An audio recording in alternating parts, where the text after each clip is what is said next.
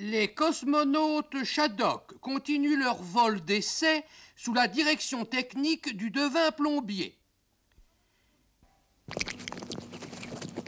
Ils travaillaient en étroite collaboration, mais on voyait bien que ça risquait de durer.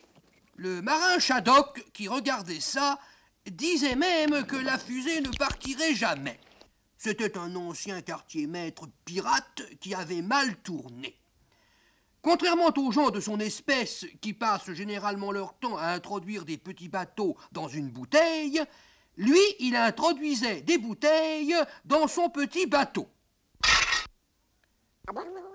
Il parlait par maxime et quelquefois même en anglais.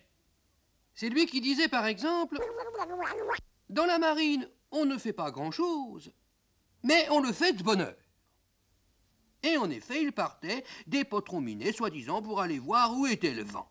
Mais le soir, quand il revenait, il avait complètement oublié. Et il disait qu'il était sous l'influence.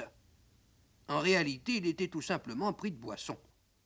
Pour la fusée, il disait que le plus simple était encore d'aller subtiliser la fusée J.B., que lui connaissait le chemin et que lui, il irait la subtiliser, lui, et en bateau. Naturellement, c'était insensé. Mais comme il était un peu trop souvent sous l'influence et qu'il constituait un objet de scandale, le chef Shadok lui donna quand même l'autorisation. En fait, il se disait que c'était un moyen simple et élégant de s'en débarrasser. Le pauvre marin pourrait-il tenir son pari et traverser le cosmos en bateau?